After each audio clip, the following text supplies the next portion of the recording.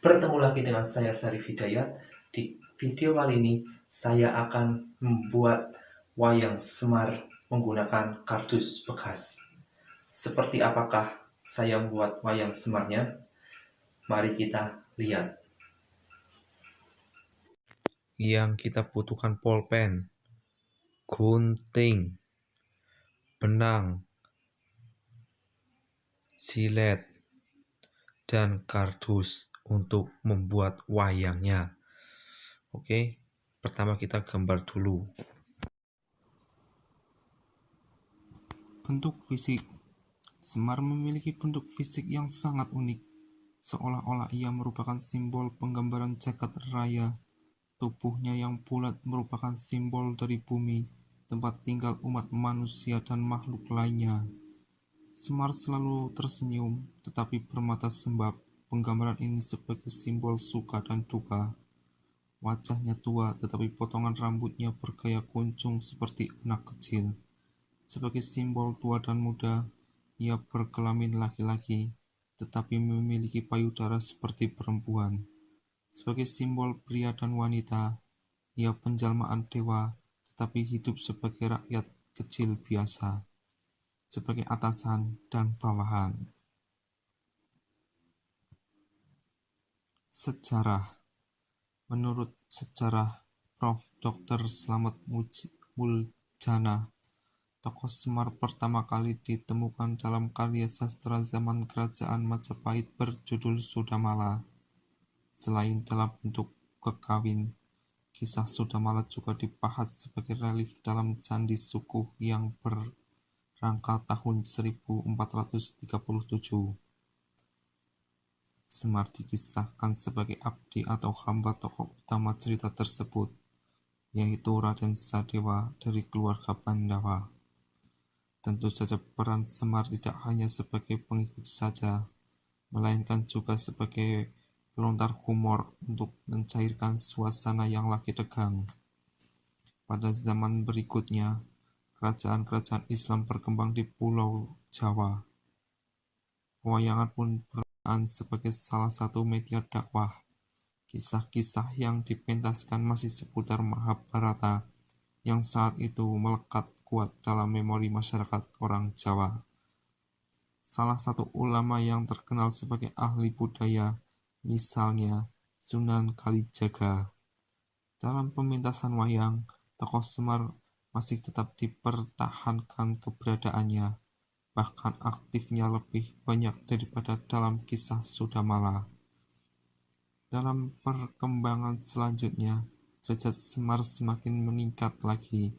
Para pujangga Jawa dalam karya sastra mereka mengisahkan Semar bukan sekedar rakyat biasa, melainkan penjelmaan Batara Ismaya, kakak nomor 2 dari Batara Guru, Sang Yang Jagat Guru Bratingkah, Sang Yang Batara Manikmaya, Sang Yang Batara Nilakanta, yaitu Raja para Dewa dan Raja Tribuana. Asal-usul. Terdapat beberapa versi tentang kelahiran atau asal-usul Semar, namun semuanya menyebut tokoh ini sebagai penjelmaan dewa.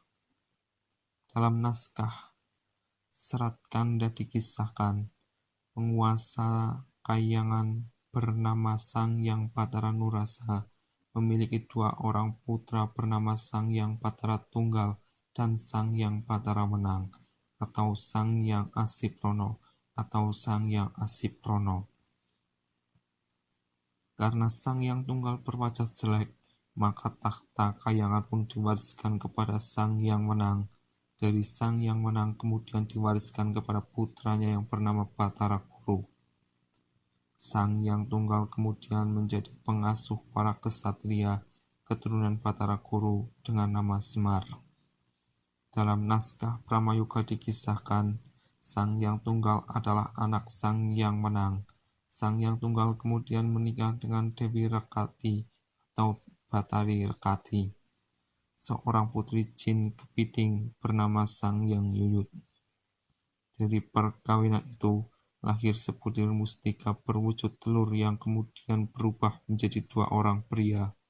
Kemudian masing-masing diberi nama Ismaya untuk yang berkulit hitam dan Manikmaya yang berkulit putih. Ismaya merasa rendah diri sehingga membuat Sang Yang Tunggal kurang berkenan. Tahta kayangan pun diwariskan kepada Manikmaya yang kemudian bergelar sebagai Batara Guru. Sementara itu, Ismaya hanya diberi kedudukan sebagai pengasuh alam Suryayuri atau tempat tinggal golongan makhluk halus. Putra sulung Ismaya yang bernama Batara Wungkuhan memiliki anak berbadan bulat bernama Jagan Semarasanta atau disingkat Semar. Ia menjadi pengasuh keturunan Batara Guru yang bernama Resi Manumanyasa dan berlaku sampai anak cucunya. Dalam keadaan istimewa, Ismaya dapat merasuki Semar sehingga Semar pun menjadi sosok yang sangat ditakuti bahkan oleh para dewa sekalipun. Jadi menurut versi ini, Semar adalah cucu dari Ismaya. Dalam naskah Purwakanda dikisahkan, Sang Yang Tunggal memiliki 4 orang putra bernama Sang Yang Batara Pungguh, Sang Yang Batara Punggung, Sang Yang Batara Manan, dan Sang Yang Batara Samba. Suatu hari, terdengar kabar bahwa tahta kayangan akan diwariskan kepada Samba. Hal ini membuat ketika kakaknya merasa iri, Samba pun diculik mau dibunuh. Namun perbuatan tersebut diketahui oleh ayahnya, Sang Yang Tunggal. Sang Yang Tunggal pun mengutuk ketika putranya tersebut menjadi buruk rupa. Puguh berarti nama menjadi Tokok Tejo Mantri, sedangkan Punggung menjadi Semar. Keduanya diturunkan ke dunia sebagai pengasuh keturunan Samba yang kemudian bergelar sebagai Batara Guru. Sementara itu, Manan mendapat pengampunan karena dirinya hanya ikut-ikutan saja. Manan kemudian bergelar Batara Narada atau Resi Kanaka Putra dan diangkat sebagai penasihat Batara Guru. Dalam naskah Purwacerita dikisahkan, Sang Yang Tunggal menikah dengan Dewi Rekatawati, putri Sang Yang Rekatatapa. Dari perkawinan itu lahir sebutir telur yang bercahaya.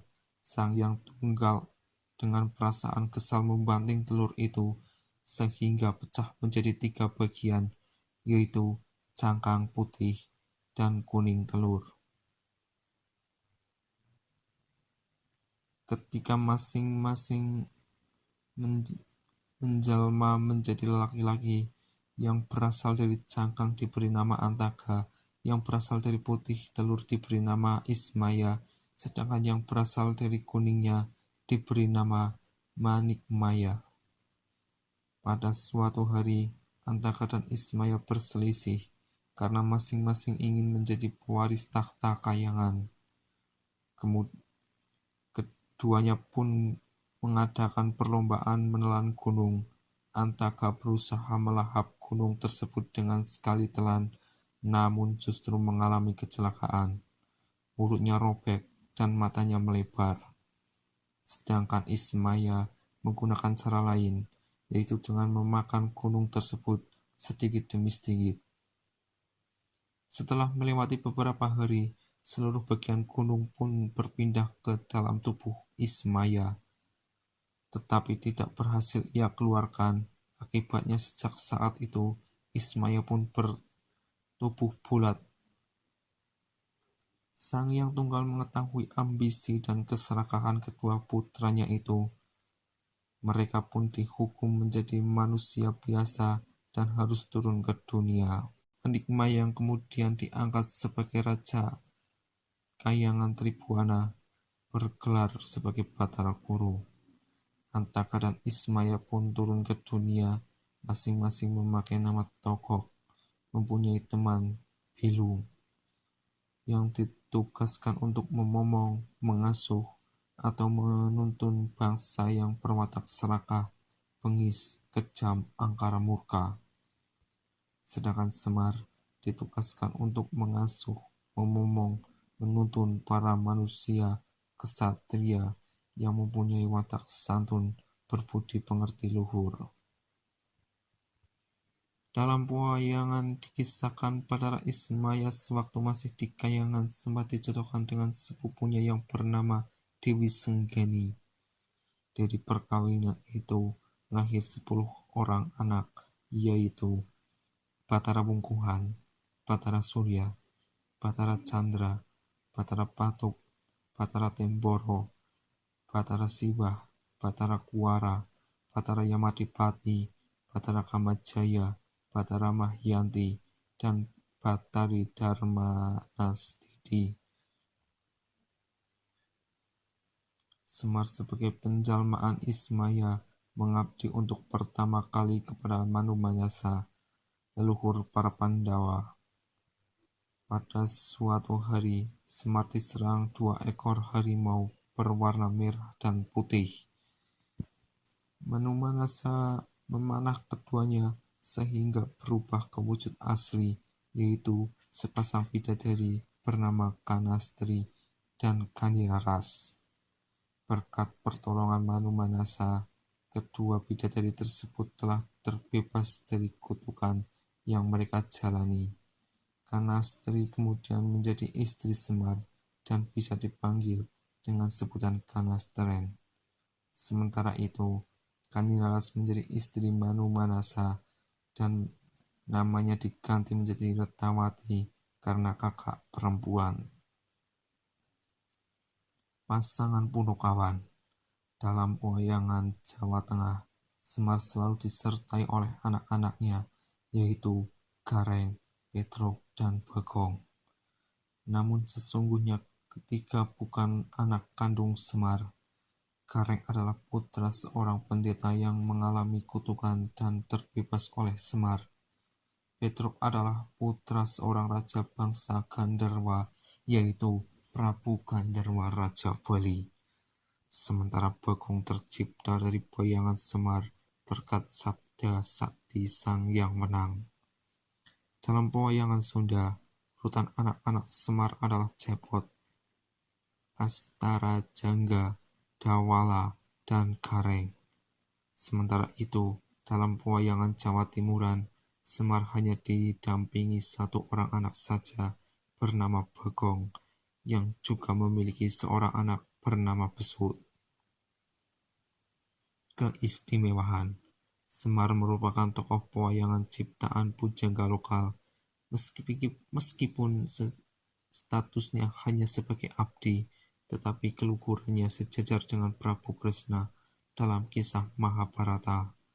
Jika dalam perang Bratayuda, menurut versi aslinya, penasehat pihak Pandawa hanya Kresna seorang, maka dalam pewayangan jumlahnya ditambah menjadi 2, dan yang satunya adalah Semar. Semar dalam karya sastra hanya ditampilkan sebagai pengasuh keturunan Resi Manu Manasa, terutama para Pandawa yang merupakan tokoh utama kisah Mahabharata. Namun dalam pementasan wayang yang bertemakan Ramayana, para dalang juga bisa menambahkan Semar sebagai pengasuh keluarga Sri Ramawijaya dan Sugriva. Seolah-olah Semar selalu muncul dalam setiap pementasan wayang, tidak peduli apapun judul yang sedang dikisahkan. Dalam pewayangan, Semar bertindak sebagai pengasuh golongan kesatria, sedangkan Tongkok sebagai pengasuh kaum raksasa. Dapat dipastikan anak asuh Semar selalu dapat mengalahkan anak asuh Tongkok. Hal ini sesungguhnya merupakan simbol belaka.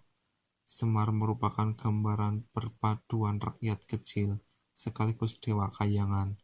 Jadi, apabila para pemerintah yang disimbolkan sebagai kaum kesatria asuhan Semar mendengarkan suara rakyat kecil yang bagikan suara Tuhan, maka negara yang dipimpinnya pasti menjadi negara yang unggul dan sentosa. Niat insun namatek aji Ki Semar mesem Krecek-krecek uyu iki semar ireng.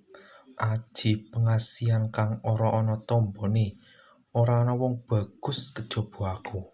Ora bisa turu yen urung ketemu aku. Yen ketemu turu tangekno. Yen ketemu tangi adekno. Ketemu ngadeg nglakokno. Purung nangkling purung edan. Lan gending yen durung ketemu aku. Cidrawatut takut manuk prakutut. Si jabang bayine kun fayakun kersane Gusti Allah Ta'ala.